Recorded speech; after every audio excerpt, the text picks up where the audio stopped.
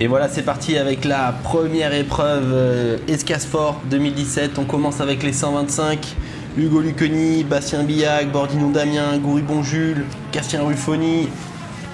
Ils sont tous prêts au départ pour cette première manche.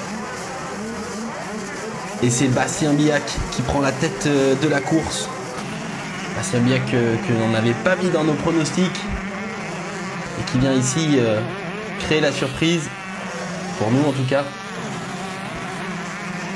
Suivi néanmoins de près par Hugo Lucchini. Hugo bien connu par rapport au championnat de l'an dernier. Favori selon l'équipe Motao. Et c'est sans compter aussi Bordignon Damien. Damien qui revient après de multiples blessures et qui va dans cette épreuve d'Escasfort étonner tout le monde. On retrouve donc pour ce début de course Bastien Billac, suivi de Hugo Lucchini, suivi de Damien Bordignon qui vont nous donner un spectacle fabuleux pour cette première épreuve. Mais Hugo et Damien vont rapidement prendre l'avantage sur Bastien et ces deux-là vont mener une sérieuse bataille pendant toute la manche. Damien est très rapide, il talonne Hugo et ici sur la ligne d'arrivée, le double à l'extérieur, c'est osé et ça passe. Malgré beaucoup d'efforts, Hugo ne parviendra pas à rattraper Damien. Et pour cette première manche, c'est donc Damien qui gagne devant Hugo et devant Bastien. Seconde manche, Hugo part en tête et compte bien aller jusqu'au bout. Comme prévu, il est suivi de Bastien Billac qui lui aussi a fait un super départ. Et on retrouve Damien Bordignon, lui aussi dans les parages. Bastien compte bien se montrer lui aussi et veut prendre la tête sur Hugo. Mais Hugo est solide, résiste. Et Bastien n'arrivera pas à le doubler. Derrière, Hugo Le Tertre pour sa première course en 125. Petit clin d'œil moto avec le numéro 37.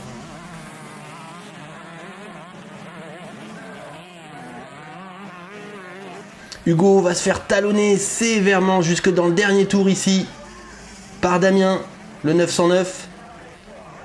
Damien qui va ici tenter l'extérieur sur le dernier saut, mais vraisemblablement va faire une petite erreur et laisser Hugo solide gagner cette seconde manche et du coup gagner le général devant Damien, Bastien. On retrouve derrière Jules Gouribon et notre petit Castien Ruffoni qu'on avait mis dans les pronostics et reste dans le top 10.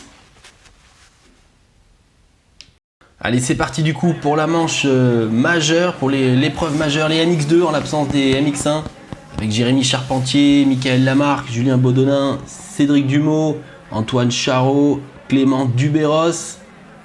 Et ils sont prêts à partir et vont nous donner un superbe spectacle avec un départ acharné de Clément Dubéros et Tino Basso.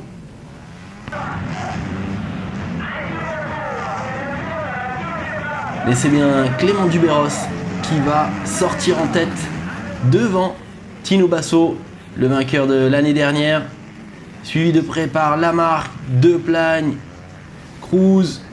Jérémy Charpentier va partir à l'erreur dans le premier tour, problème de frein avant, ça va lui coûter beaucoup de place. Il finira loin du top 10. Tino Basso s'accroche à Clément qui va très vite. Attention, parce que derrière lui, Michael Lamarque veut prendre sa place. Michael qui nous vient du 125. Première année en 250. Derrière, on salue Antoine Charot pour son retour et son amortisseur semble-t-il mal réglé. Julien Baudonnin, un peu moins bien parti, doit remonter. Il est 6ème, derrière notamment Sam Deplagne, qui est très en forme pour cette épreuve. Et Julien Baudonnin va rattraper Michael Lamarque, rattraper Tino Basso pour essayer d'aller chercher à minima cette seconde place. Julien Baudonnin très propre, très rapide à Escasfort Et ici, il va porter son attaque sur Tino Basso. Ces deux-là se connaissent bien. Intérieur, ça passe. Tino ne pourra rien faire. Tout comme le numéro 157 ici qui chute. Le terrain a commencé à glisser. Escasse fort sec, c'est très très rare. Au final, c'est bien Clément Dubéros qui va gagner devant Bonodin, Basso, Lamarque et Sam de Plagne. Deuxième départ. On remet ça et c'est Julien Bonodin qui fait un excellent départ, suivi de très près par Mickaël Lamarque, Clément Dubéros. Antoine Charot aussi a pris un excellent départ. On espère tous que Julien va pouvoir tenir un petit peu Clément. Mais Clément passe très très rapidement sur Julien dans le premier tour. Et va s'envoler vers une nouvelle victoire. Derrière ces deux-là, Jérémy Charpentier, ce coup-ci, n'a pas loupé son départ. N'a pas eu de problème de frein avant et talonne Antoine Charot. Suivi de très près par Tino Basso. Antoine qui a la technique, il faut qu'il retrouve le rythme. Ici, petit scrub dans la montée. Et Jérémy Charpentier va rapidement passer Antoine pour essayer de monter sur le podium et d'échapper au diable de Tino Basso. Tino, très rapide, ici, va dépasser Jérémy Charpentier à l'intérieur. Malgré les efforts de Jérémy, il ne pourra pas repasser devant Tino. Petit clin d'œil ici au 171. Julien Bonodin, très très propre, ne se fera jamais rattraper par Mickaël Lamarque, qui pourtant aura tout donné pour essayer d'aller chercher cette seconde place. Peut-être trop donné, puisqu'une petite erreur va le faire chuter et le faire rétrograder derrière Basso et derrière Charpentier. Antoine Charot, manquant de rythme, se fera même rattraper de plus en plus. Mais ça reste une première course.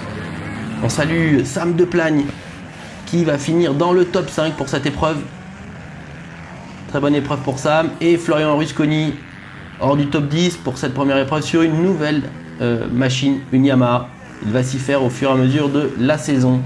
Et donc au final, c'est bien Clément qui gagne cette épreuve devant Julien Bonodin, au général Tino Basso, Mickaël Lamarque, Sam de Plagne. Jérémy Charpentier ne finit que 7ème au général après cette belle 4ème place en seconde manche. Ouais, t'es parti en plus, t'es parti devant Clément, hein. Alors, pourquoi il t'a foutu la couille, Clément, ou quoi? Non, pas du tout, non, mais je le sais. Pourquoi tu l'as laissé passer? Je sais pas, il va plus vite, je pense. Bon, bravo, tu t'es régalé. Ouais, bonne manche.